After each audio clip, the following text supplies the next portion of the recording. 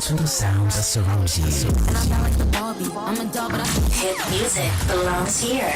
I got the keys to the city. This is Vicinity FM 95.3. Welcome to the heartbeat of the city. Hear the rhythm of the streets. Vicinity FM 95.3. News from around the world. Vicinity FM 95.3.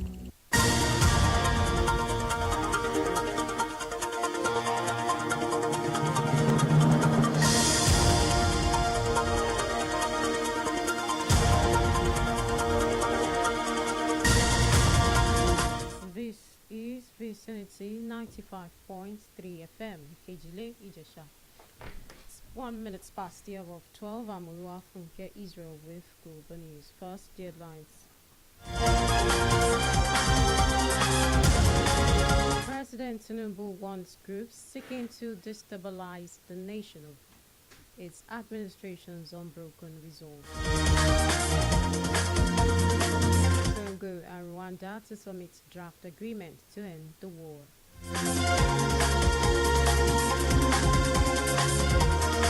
Lebanon warns armors not to carry out any attacks from its soil. Now the news in full. President Bola Tinubu has warned individuals seeking to destabilize the country that the nation will not bow to fear, terror, and treachery from internal collaborators or foreign agents as the nation's resolve remains unbroken. The president gave the warning while speaking to the troops on the front line in Katsina State following the resurgence of attacks by terrorists and bandits in the north central and northeast region. Recall violence in Plateau and Benue states recently had left thousands of people displaced and others lost their lives in the escalating violence. The president lauded the armed forces as the shield of the country and acknowledged their sacrifices in the face of persistent threats. National Assembly is working on a bill to regulate AI development and deployment in the country in commemoration of World Press Freedom Day. The event, hosted by the Center for Journalism, Innovation and Development in partnership with Corrad Stephen, explored the opportunities and threats posed by AI to journalism. The executive director of the center, Akintunde Babatunde, said the event served as a rallying point for calls to establish a robust legal and ethical framework for AI in Nigeria's media landscape, as it increasingly influences media executives, civil society groups, and AI specialists. Speaking at the event, the spokesperson for the House of Representatives, Akintunde Rotimi, revealed the bill was sponsored to ensure AI development is rooted in ethics and protects privacy, human rights, and national security. Away from Nigeria, Congo and Rwanda are expected to submit a draft agreement to end the war in Congo's east, in line with a declaration of principles signed in Washington. The draft deal would cover issues of territorial sovereignty, the fight against armed groups, the mineral trade, refugees, and the role of international forces. U.S. President's Africa envoy Marcel Bolos joined Congolese, Rwandan, Togolese, and French representatives at the talks in Doha. Rwanda-backed rebels taking control of the provincial capitals in Eastern Congo earlier this year brought about the draft agreement and the talks to end the war, forced Kinshasa to soften its stance on dialogue with the M23 group in Congo.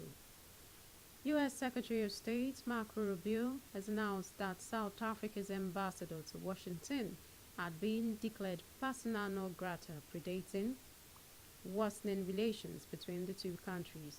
Rubio made this known on X, saying South Africa's ambassador to the U.S., Ibrahim Rasool, was no longer welcome in the United States and there has been no immediate response from South Africa's embassy in Washington. Rubio's move came amid tense relations between the U.S. and South Africa. Recall, President Donald Trump recently signed an executive order suspending aid to South Africa over a controversial land expropriation act that said would lead to the takeover of white-owned farms. The UN mission in Libya said its advisory committee has finished its consultations and finalized a set of options to address contentious issues in Libya's current electoral framework, adding that the mission will start talks with Libyan stakeholders. The advisory committee was formed in February to propose ways to resolve the issues hindering the holding of long-awaited national elections.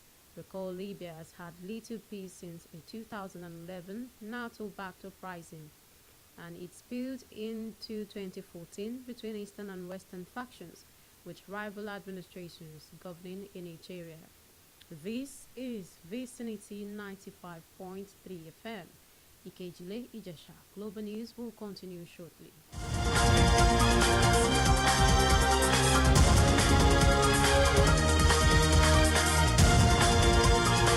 Thanks for staying tuned. For comments, breaking news, and coverage of events, send an email to vicinitynewsroom@gmail.com or call 081-4365-8302.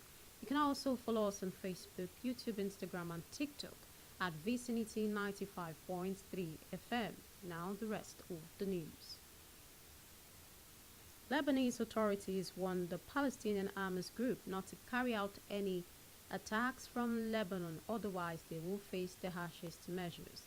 The warning by the Higher Defense Council, Lebanon's top military body, came weeks after several Lebanese and Palestinians were detained on suspicion of firing rockets from Lebanon into northern Israel. The move comes as Lebanese authorities are spreading their reach throughout the country, mainly in the south near the border with Israel after the 14-month Israel-Hezbollah war that ended in late November 2024 with the U.S. brokered ceasefire. Brazil's Social Security Minister Carlos Lupo has resigned 9 days after police unveiled a major corruption scandal which defrauded pensioners of $1.1 billion. Federal police alleged that over the past decade, the National Social Security Institute made unauthorized deductions from payments made to millions of pensioners in the country. The money was allegedly paid to several associations and unions, which then shared the earnings with corrupt government officials. Lupi has denied the allegations, saying he himself ordered an investigation as soon as it was made public. In his first news conference since the election, Canadian Prime Minister Mark Carney has laid out his priorities on how he will approach upcoming talks with U.S. President Donald Trump. His election campaign focused on standing up to Trump's tariff plans and threats to make Canada the 51st U.S. state, which Carney has said will never happen. The Liberals won 168 seats out of the 343 in Canada's House of Commons on Monday in the elections, enough to form a minority government, but falling short of the 172 necessary for a majority. Carney's new cabinet will be sworn in on the 12th of May. A bit of sports. The French Court of Appeals upheld the initial verdict against Algerian international footballer Youssef Attal in connection with his support for Palestinians. In October 2023, Attal posted a video on his Instagram account of a Palestinian preacher reciting a prayer against Jews while he was still a player of the OGC Nice. He was accused of inciting religious hatred after reposting the video and given an 8-month suspended prison sentence and a $51,000 US fine.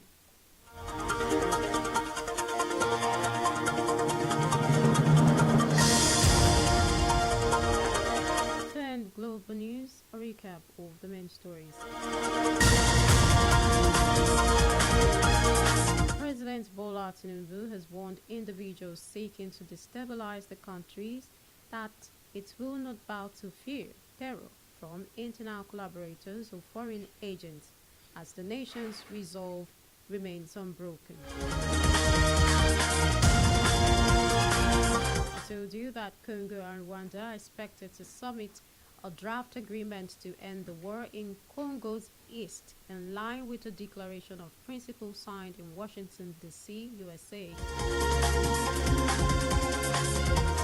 And lastly, you heard Lebanese authorities has warned the Palestinian Hamas group not to carry out any attacks from Lebanon, otherwise they will face the harshest measures.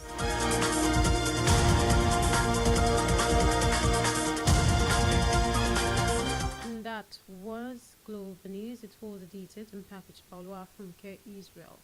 Thanks for listening. Please stay tuned for news nationwide at 6 o'clock. Good afternoon. We are your connection to the sounds that surround you. I'm not like the Barbie. I'm a doll, but hit music belongs here. I got the keys to the city.